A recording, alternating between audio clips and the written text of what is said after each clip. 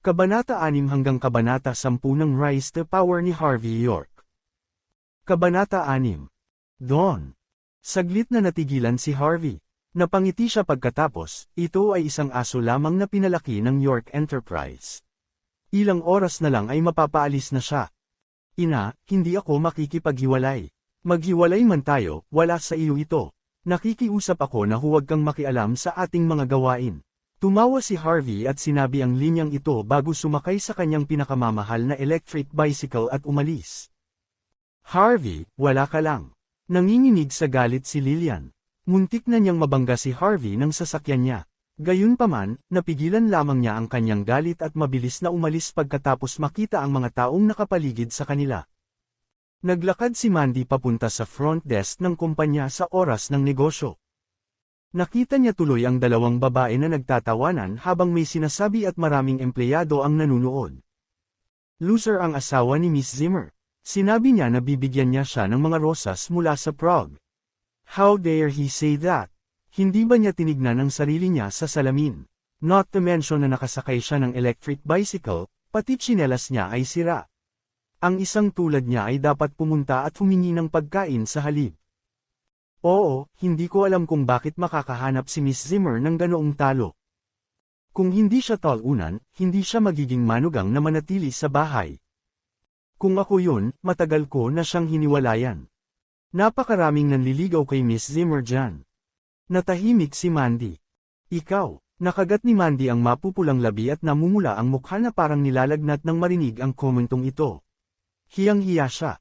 Miss Zimmer, mukhang takot na takot ang dalawang babae sa front desk nang makita nila si Mandy. Miss Zimmer, puro kalokohan ang pinag-uusapan natin. Pakiusap huwag kang magalit. Tumahimik ka, napasigaw si Mandy habang bahagyang nanginginig ang kanyang katawan. Namumula ang mga mata niya at halos umiyak na siya. Bakit siya may walang kwentang asawa? Ang asawa ng ibang tao ay mga business elite o mula sa mayayamang pamilya. Gayunpaman, ang kanyang asawa ay isang walang kwentang manugang.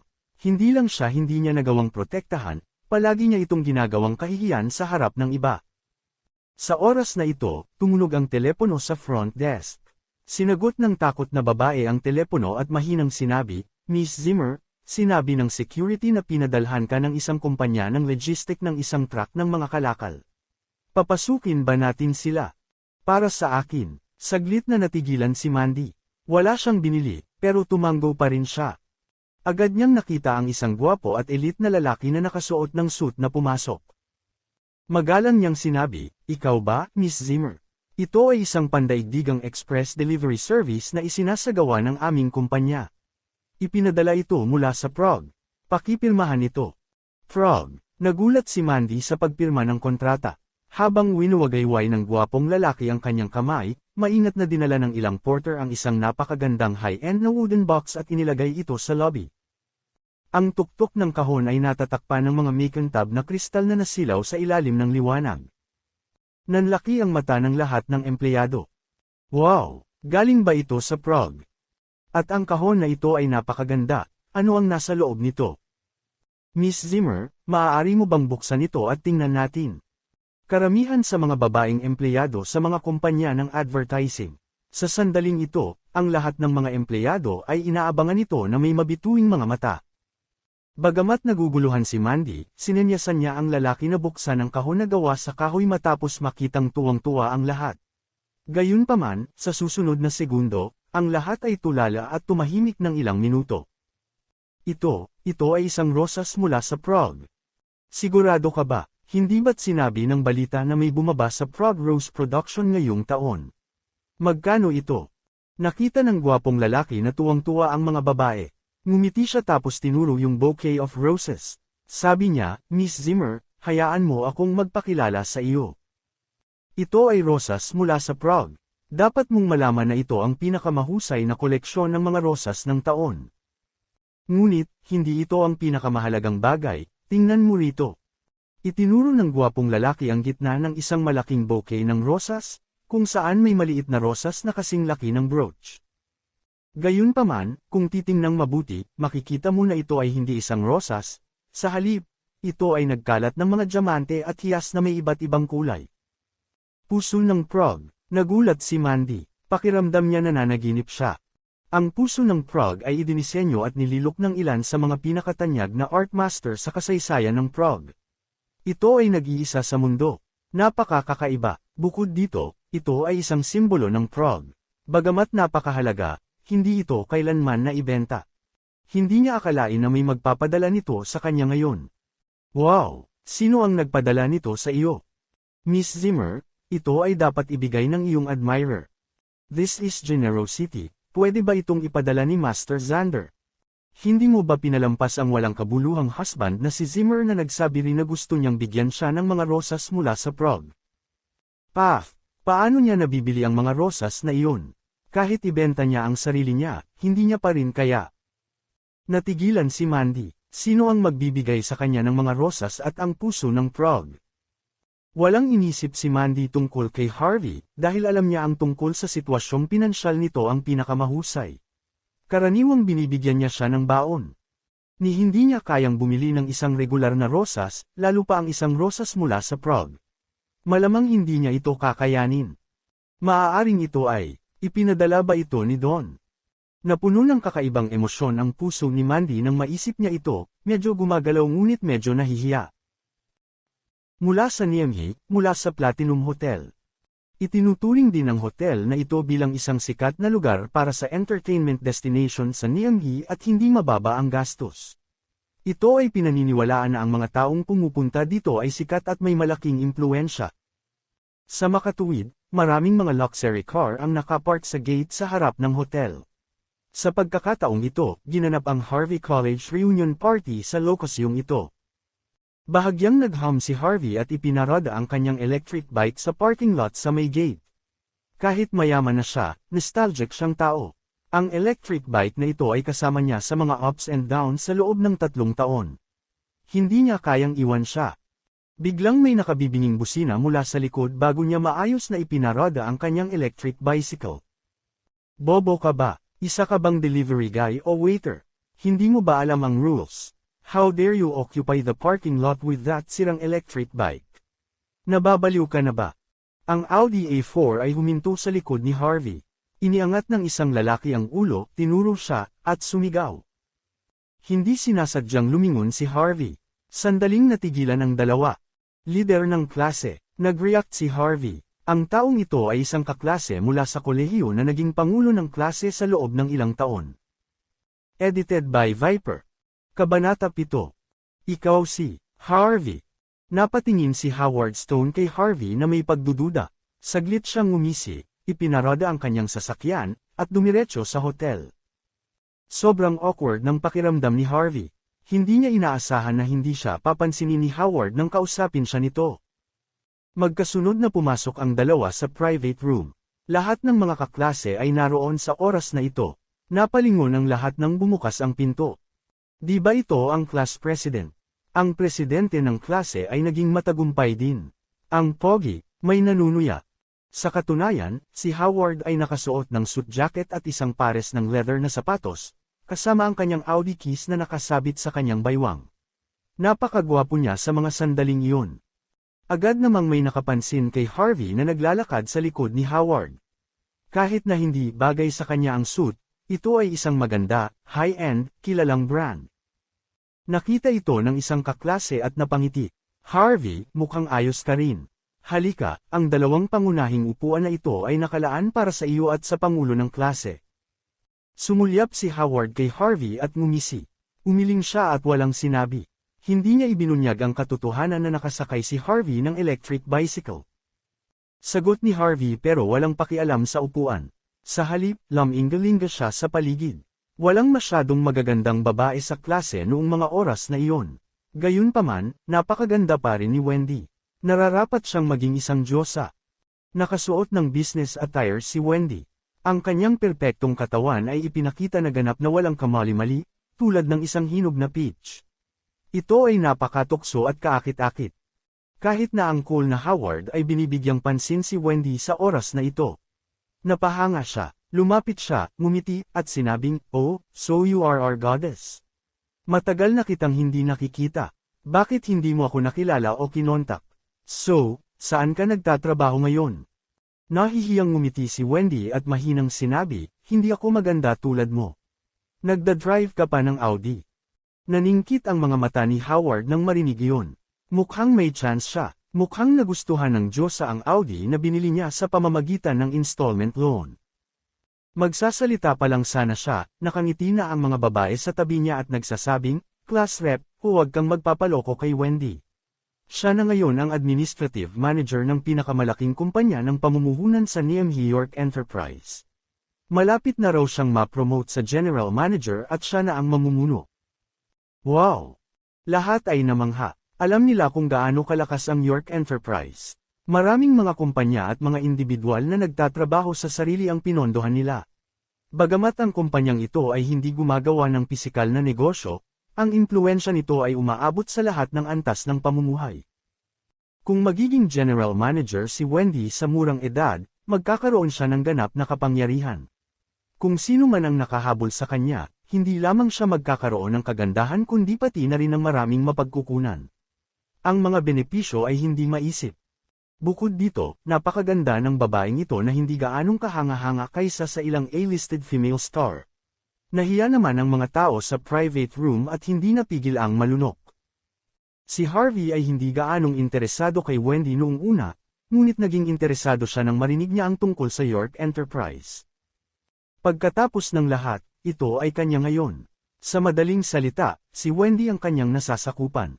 Gayunpaman, ganoon ba siya kay? Siya kaya ang general manager?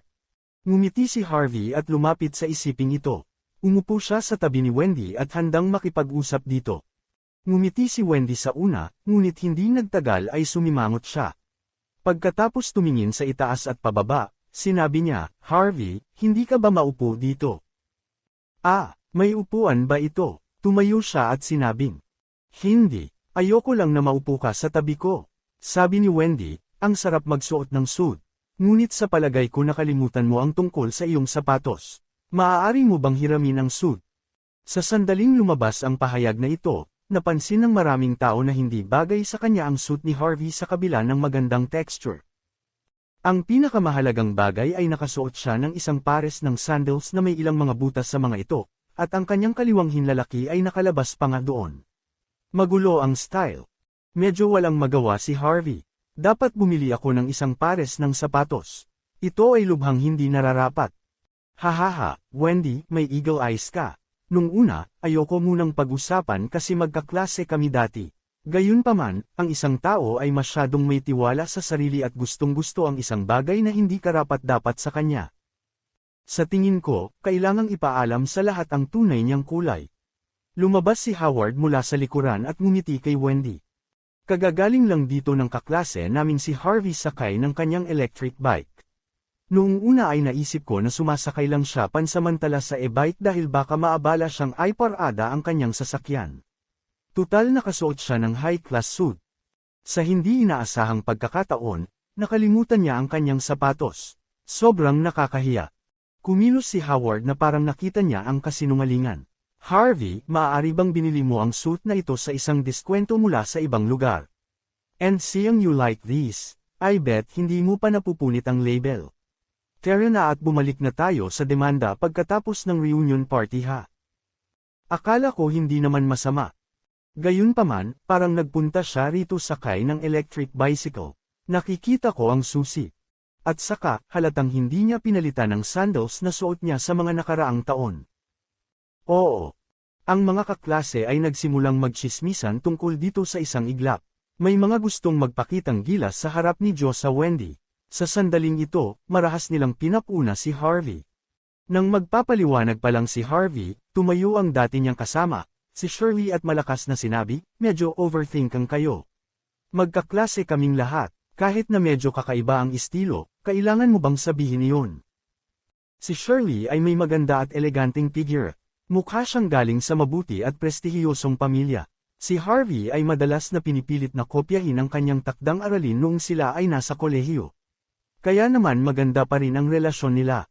Hindi akalain ni Harvey na lalapit si Shirley para tulungan siyang magsalita. Biglang humakbang pasulong si Howard at hinawakan si Harvey sa kwelyo habang pinagmamasdan ng isa pang dilag mula sa kanilang klase na tumutulong sa trash talk na ito. Mabilis siyang naglabas ng tag ng presyo at hindi napigil ang sabihin. Shirley, gusto mo pa ba siyang tulungan?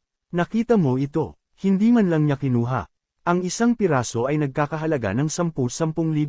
Sa tingin mo ba kaya niyang bilhan ang mga ganyang damit sa kanyang kaawa-awang hitsura? And if I remember correctly, si Harvey ay manugang na ng Zimmer family 3 years ago, di ba?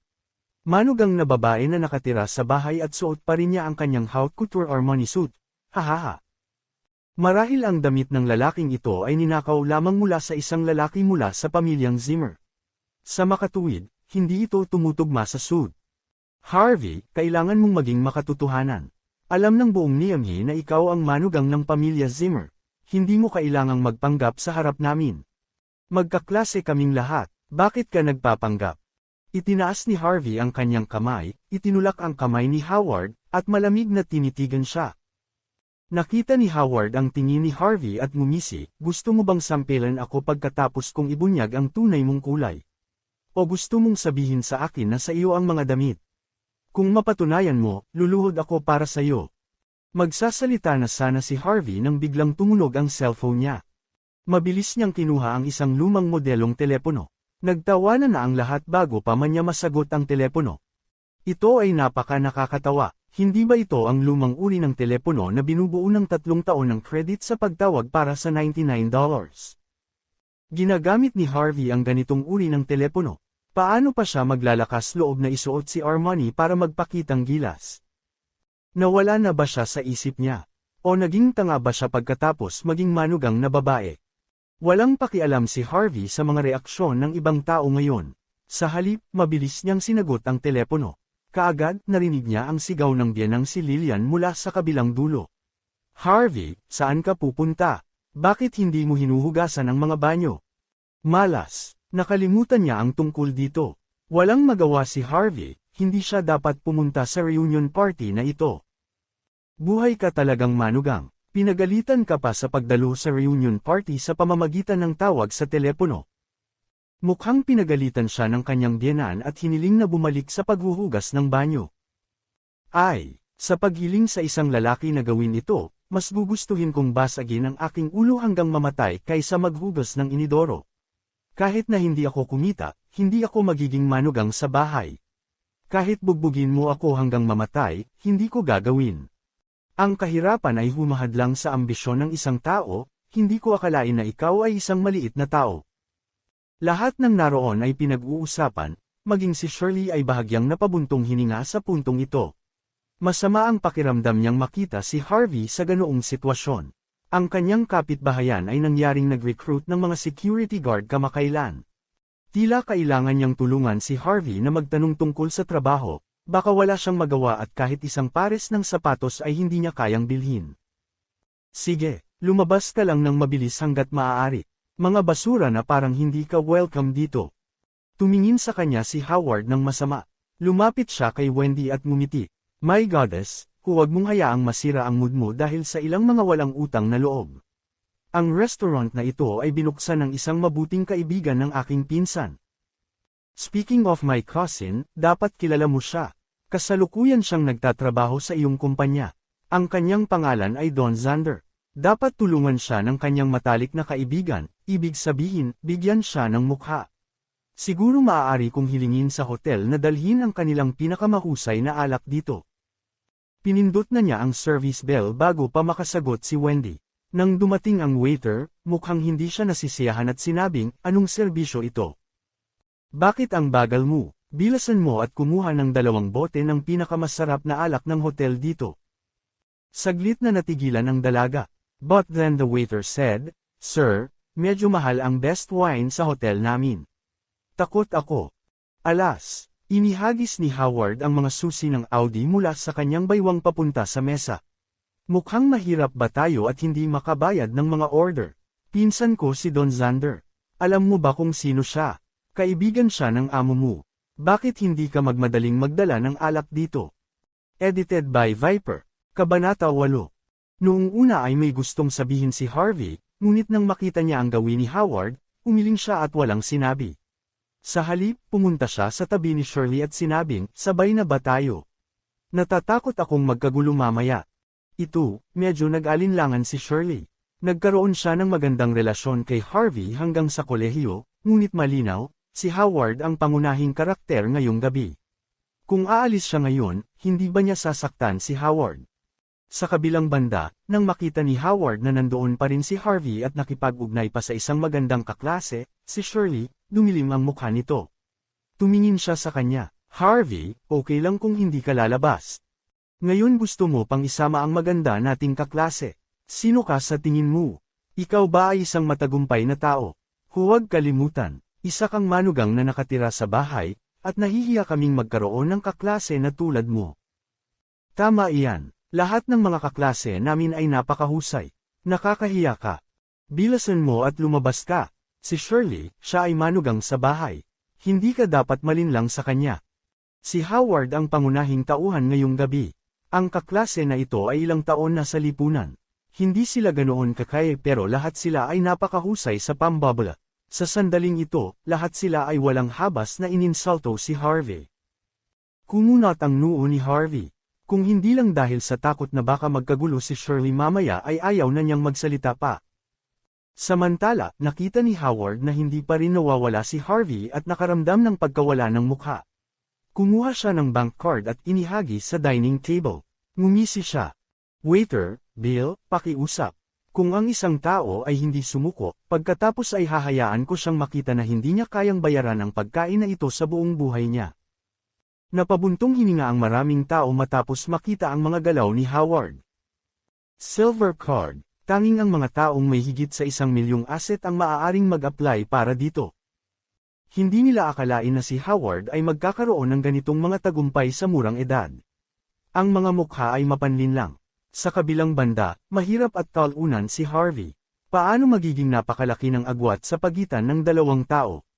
Oo nga, kahit si Wendy ay hindi maiwasang tumingin kay Howard ng ilang beses nang makita niya itong silver card. Mukhang may kakayahan ng taong ito.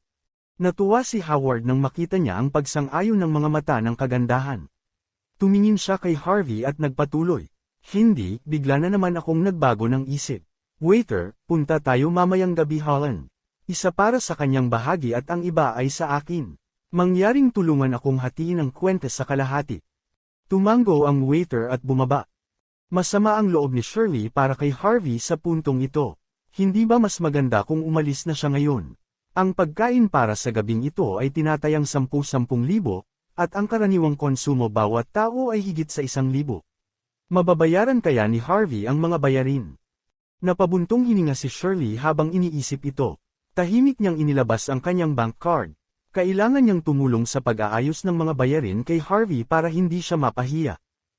Sa oras na ito, mabilis na pumasok sa private room ang kasambahay na may hawak ng mga card, at isang lalaki na tila manager. Yumuko ang dalaga kay Howard na may apologetic look at sinabing, "Sir, sorry, kulang ang balanse sa card mo." Saglit na natigilan si Howard. Galit na sabi niya, "Are you kidding me? May milyon pa ako sa card ko, paano mo sasabihin sa akin na kulang ang balanse?" "Opo, Ginoo, patawarin mo ako. Pagkain para ngayong gabi mga $1.8 milyong. Mayroon ka pang $1.70 milyon na babayaran pagkatapos ibawas ang bahagi ng lalaking ito." Paf!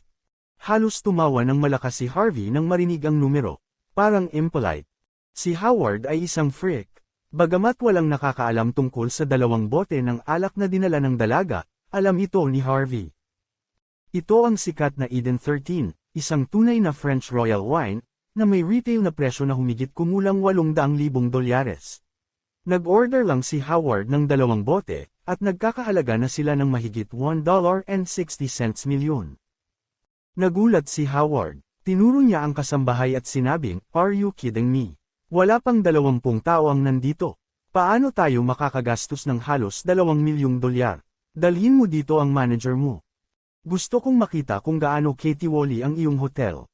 Napabuntong hininga ang katulong. Expected na niya iyon. Pagkatapos ay umatras siya at sinabing, "Ito ang aming manager." "Mabuti," sigaw ni Howard habang nakatitig sa manager na bihis sa kanyang harapan. "May balak ka bang umalis sa trabaho mo?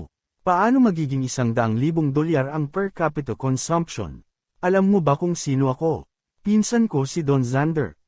Hindi nagmamadali ang manager, sabi niya ng dahan-dahan. Sir, sorry talaga, ang pagkain ay nasa 10,000 dolyar lamang. Gayunpaman, nag-order ka ng 2 bote ng nangungunang French wine, Eden 13 ngayon lang. Ang bawat isa ay nagkakahalaga ng 880,000 dolyar. Kaya kailangan mong magbayad ng 1.76 milyong dolyar. Ito ay humigit kumulang 1.8 milyong dolyar pagkatapos magdagdag ng pagkain. Pero dahil pinsan ka ni Mr. Zander, iginagalang namin ang figure na iyon. Maniwala ka man o hindi, papatayin kita. Galit na galit si Howard. Hinawakan niya ang kamiseta ng manager. Paano ka magkakaroon ng alak na nagkakahalaga ng mahigit 800,000 dolyares? Kahit ikaw, hindi ko sinabing gusto ko ng mamahaling alak. Tatawag ako ng pulis. Kinalma ng manager ang sarili at dahan-dahang hinampas ang kamay ni Howard. Ilang taon na siyang nasa ganitong posisyon. Kaya, nakita na niya ang lahat ng uri ng tao sa Niamey noon. Gayunpaman, ito ang unang pagkakataon niyang makakita ng isang taong walang pera ngunit nagpapanggap pa ring mayaman. Seryosong sabi niya pagkatapos huminga ng malalim. Sir, hayaan mo akong magpaliwanag sa iyo ng ilang bagay. Una, binigyan ka namin ng pinakamasarap na alak na hiniling mo. Pangalawa, gustong ipaalala sa iyo ng aming kasambahay ang presyo ng 2 beses, ngunit wala kang pakialam. Ikatlo, lahat ng mga bagay na ito ay naitala, kaya mayroon tayong ebidensya. Kung gusto mong tumawag ng pulis, huwag mag-atubiling gawin ito. Pumapalakpak, pumapalakpak. Pumalakpak ng mahina ang manager pagkatapos niyang magsalita. Boom! Binuksan ang pinto ng private room. Maraming maskuladong lalaki na naka-undershirt ang sumugod. Lahat ay mabangis at kakilakilabot. Nang magsumbong sa kanya ngayon lang si security ay naramdaman na niyang may manggugulo kaya nagsama na siya ng mga bodyguard. Pawis na pawis si Howard at nanginginig. Siya pagkatapos ay nagngangalit ang kanyang mga ngipin at sinabi, "Nasaan ang iyong amo? Gusto kong makilala ang boss mo. Nagpapatakbo ka ng black shop." So sinasabi mong nagbukas ako ng black shop. Isang binata na may buzzcut na nakasuot ng puting sando at may hawak na 2 wristball sa kanyang mga kamay. Nakangiti siyang naglalakad. Nakasuot siya ng isang pares ng salamin na may gilid na ginto, nakakatakot, ngunit masama sa parehong oras. Ang kanyang hitsura ay hindi sinasadyang humihingal ang mga tao. Ang may-ari ng Platinum Hotel Tyson Woods ay itinuturing na isa sa mga nangungunang individual sa Niamey. Ang Platinum Hotel ay isa sa gayong pag-aari. Noong una ay gustong magmura ni Howard, ngunit patuloy na tumutulo ang kanyang pawis sa mga oras na ito. Si Tyson Woods ito, isa siyang high-profile na tao. Nagmamalaki nga siya ngayon, na sinasabing magkaibigan sina Don at Tyson. Alam niyang wala si Don sa harap ni Tyson. Si Howard ay isang binata sa uling manggagawa. How dare he mess with Tyson? Malamig na sabi ng manager matapos makitang dumating ang amo. Sir, may silver card ka at hawak mo rin ang susi ng kotse ng Audi. Sa palagay ko hindi ka isang taong hindi makabayad ng mga bayarin. Tanungin mo ang iyong sarili para sa pinakamahusay na alak at gusto mo ng 2 bote ng sabay-sabay. Ngayon, ayaw mong bayaran ito. Hindi ako maglakas loob na gawin iyon. Mabilis na sinabi ni Howard, magbabayad kami ng bill. Nakita niyang humihingi ng tulong ang mga kaklase niya habang nag-uusap. Mahigit 1 milyong dolyar na lang ang natitira sa kanyang card. Ito ang buong kapalarang pinaghirapan niya nitong mga nakaraang taon. Binili pa niya ang Audi sa pamamagitan ng installment loans. Paano naging posible para sa kanya na kumuha ng 2 milyong dolyar ng mag-isa? Ang mga kaklase na nambobola lang sa kanya ay napalingon lahat. Gusto mong magpakitang gilas at humingi ng pinakamahal na alak ngayon. Anong ibig mong sabihin? Ngayon, gusto mong tulungan ka naming magbayad. Imposible. Agad na nakita ni Tyson ang kanilang mga iniisip. Dahan-dahan siyang naglakad at tinapik ng 2 beses ang mukha ni Howard. He then said, "Boy, kung wala kang pera, huwag kang magpanggap na mayaman, low profile ka lang, okay?" Oo. Hindi mo kailangang magbayad ngayong gabi, ngumiti si Tyson. Pero sa isang kondisyon. Pakisabi na, pakiusap, I will do my best, sabi ni Howard na may pagmamakaawa. Ngumiti ng masama si Tyson. Hayaan mo siyang samahan ako. Dama po ang tingin niya kay Wendy at saka bumagsak kay Shirley. Itong dalawang babae, ang isa ay hot at ang isa ay puro. Edited by Viper. Kabanata 9. Napatulala si Howard, ito. Hindi. Kuya Tyson, magsaya ka at magsaya ka. Hindi naglakas loob si Howard na tingnan ang mukha ni Wendy sa pagkakataong ito pagkatapos niyang magsalita. Sa halip, kinuha niya ang susi sa mesa at tatakbo na sana. Howard, bastos ka. Nanginginig si Wendy sa galit. Hindi niya akalaing magiging duwag ang isang tulad niya. Nagsiksikan din ang ibang mga kaklase. Lahat sila ay mukhang takot na masangkot sa gulo. Si Harvey ay ang tanging taong naroroon na may blanko ang mukha, hindi para sa anumang bagay. Ngunit dahil siya ang nagturo at nag-aalaga kay Tyson Woods ng palihim habang siya ay nasa York. Si Tyson ay nasa lansangan sa murang edad. Wala siyang pera o kapangyarihan. Halos ilang beses siyang tagterin hanggang mamatay sa mga lansangan. Minsan, nakilala siya ni Harvey at naisip na maaaring maging isang kilalang tao, kaya nagpa siyang i-coach siya. Nagulat siya na si Tyson ay lumaki ng husto sa loob lamang ng ilang taon. Gayunpaman, walang intensyon si Harvey na kilalanin siya. Hindi na siya ang tagapagmana ng Yorks after all these years. Malamang ay ayaw siyang kilalanin ni Tyson. Samantala, ang masamang Tyson ay nagtatapos sa sinasadyang sulyap sa ibang mga tao sa silid. Ganunpaman, nang dumaan ang tingin niya kay Harvey, medyo natigilan siya. Nagbago ang mukha niya sa sumunod na segundo. Ang kanyang kayabangan at kasamaan ay agad na nawala. Sa halip, mabilis siyang sumulong at naglakad palapit kay Harvey. Yumuko siya at sinabi sa mahinang boses. Sir, hindi ko alam na nandito ka. Patawarin mo ako. Lahat ng nasa private room ay nabigla sa oras na ito. Ang walang katulad na mayabang na si Tyson na madaling hayaan silang mamatay ay nakatayo na ngayon sa tabi ni Harvey ng magalang, tulad ng isang estudyanteng tinuturuan ng isang guro. Maging ang mga kampa ni Tyson ay nagulat. Ang kanilang amo ay palaging walang takot at walang awa. Hindi pa niya gaanong iginagalang ang isang tao. Si Harvey lang ang nanatiling kalmado at walang ekspresyon. Kanina pa, napabuntong hininga si Harvey pagkatapos ng mahabang panahon. Tapos tinapik niya si Tyson sa balikat. Hayaan mo na lang sila, kaklase ko silang lahat. Oo, gagawin ko lahat ng sasabihin mo sir. Hahayaan ko na sila, paalisin mo sila dito. Gusto kong maabutin ka sir. Huwag nila tayong guluhin. Excited talaga si Tyson. Agad namang pinalayas lahat ang mga kaklase na may kakaibang ekspresyon. Sa labas ng Platinum Hotel, nagulat lahat ng kaklase niya. Umiling pa si Shirley, hindi ko inaasahan na tutulungan tayo ni Harvey. Pero paano niya nalaman ang may-ari ng Platinum Hotel? Bulong din ni Wendy, mali ba tayong sisihin siya? Malamang na kaya niya at matagumpay din. Paano tayo magkakamali? Si Howard ay nalilito sa puntong ito. Nakakahiya siya ngayong gabi. Kailangan niyang ibalik ang kanyang imahe at reputasyon.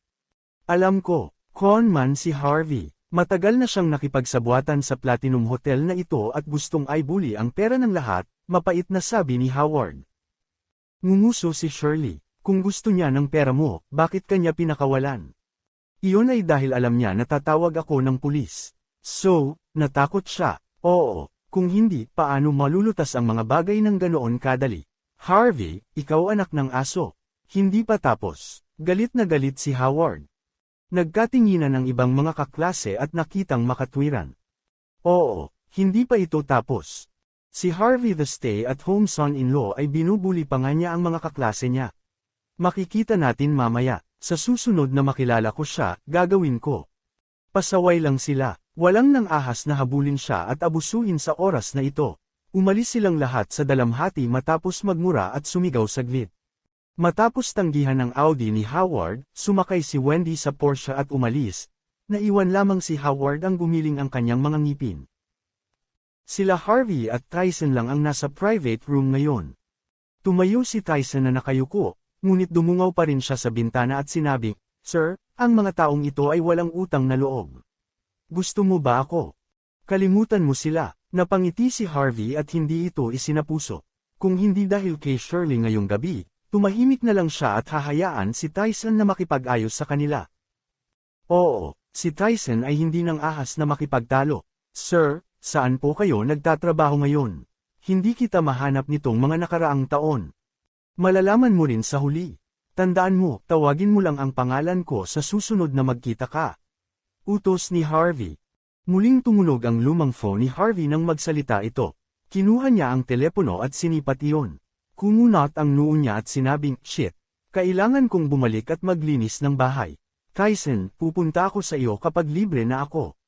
Nang matapos siyang magsalita ay sumakay na siya sa kanyang electric bicycle at nawala sa matamlay na tingin ni Tyson. Edited by Viper, Kabanata 10. Kinaumagahan, si Harvey na mapula pa rin ang mata at magulo ang buhok ay pumunta sa pinakamayamang business district ng Niamey sakay ng kanyang electric bicycle. Matatagpuan ng York Enterprise sa magandang lokasyong ito.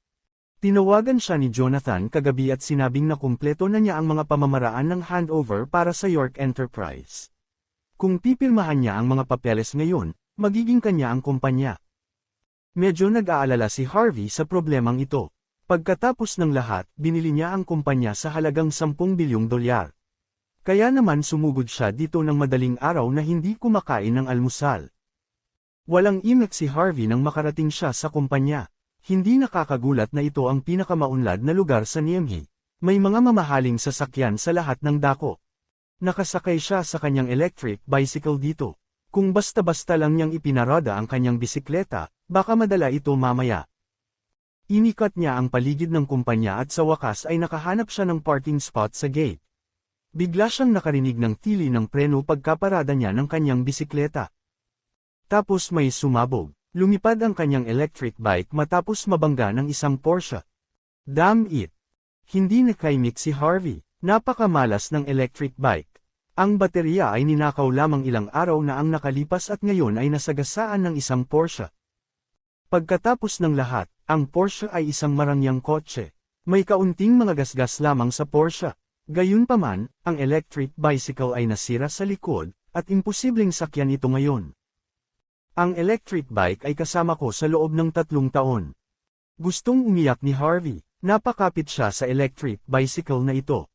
Samantala, marami rin ang mga taong dumating upang tingnan ang nangyari. Ang pintura ng kotse ng Porsche ay napakamahal.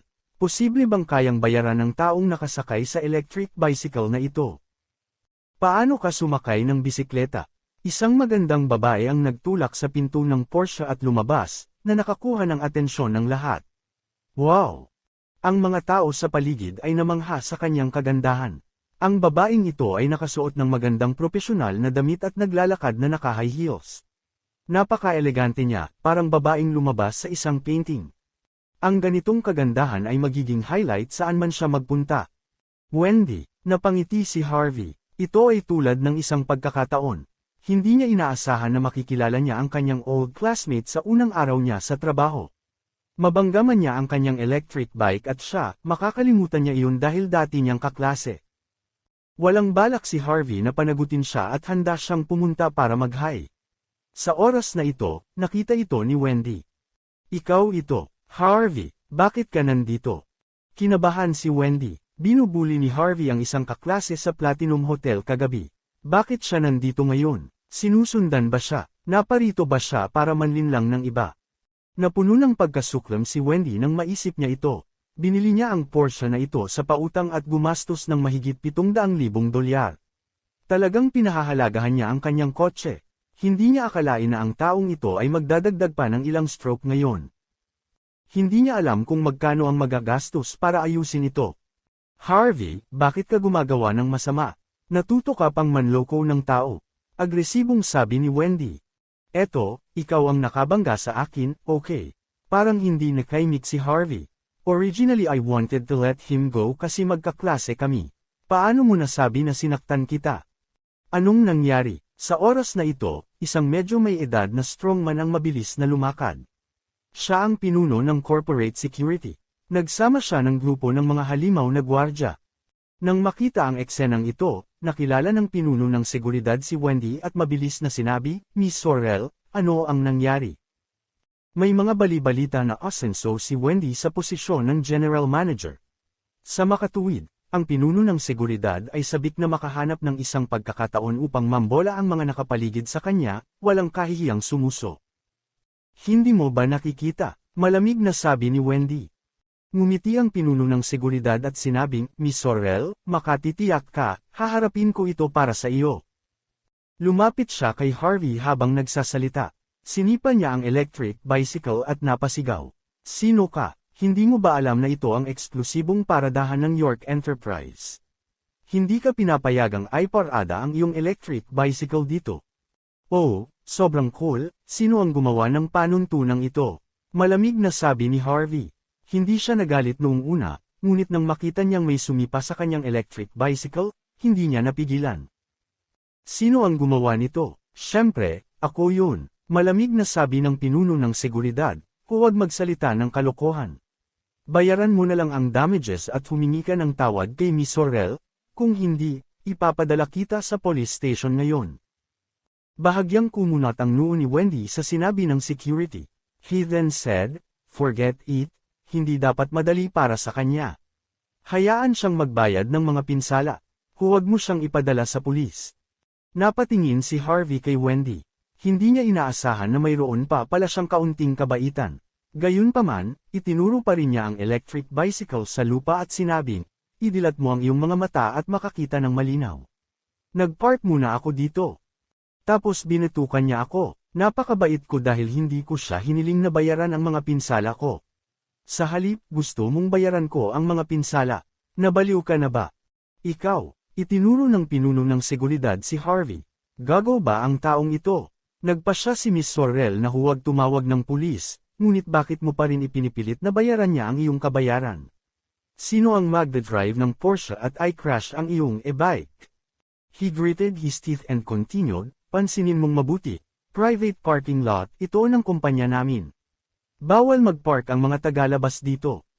Oh, anong coincidence? Nagtatrabaho din ako sa kumpanyang ito. Nagkibit balikat si Harvey. Kung gayon, paano ka maglakas loob na masaktan si Miss Sorrel? Madali kanyang mapaalis sa trabaho sa isang pangungusap lang. Nakaawang tumingin kay Harvey ang pinuno ng seguridad. Napakahirap ng batang ito. Ang kanyang mga damit ay binili sa mga stall sa tabing kalsada. Sumakay siya ng electric bicycle papunta sa trabaho. Dapat malinis siya, tama. Kung na-offend niya si Miss Sorrel, natatakot ako na hindi na niya kailangan pang maghugas ng Cobb-Eta, di ba? Sino ito? Paanong hindi ko ito nakita dati? Hindi ba siya natatakot na masaktan si Miss Sorrel? Oo, magkakampi tayo. Bakit dadaan ang lahat ng problemang iyon? Baka gusto lang niyang makuha ang atensyon ni Miss Sorrel. May katuturan yan. Pulaka pala siyang sumusubok na lumunok ng gansa. Hindi ba niya tinitingnan ang sarili niya sa salamin? Nakasuot siya ng murang damit. Ano ang iniisip niya? Nanatiling tahimik si Harvey. Ilan sa mga empleyadong nasa gilid na nakatingin ay pawang malumanay na nagchichismisan tungkol kay Harvey sa ngayon. Kumunat ang noo ni Wendy at sinabing, sa kumpanya ka ba nagtatrabaho? Sino ang nag-recruit sa iyo? Bakit hindi ko alam? Pero sa ugali mo, hindi mahalaga kung sino ang nag-recruit sa iyo. Sinasabi ko sa iyo na tanggal ka na. Ayokong magbayad ka ng kabayaran. Magwala ka lang gamit ang iyong electric bike. Maraming salamat po sa pakikinig. Sa kwento ni Master York. Paki-follow na lang po ang ating page. Para sa mga kabanatang ating pangpagsasalusaluhan. Edited by Viper. Thanks and God bless.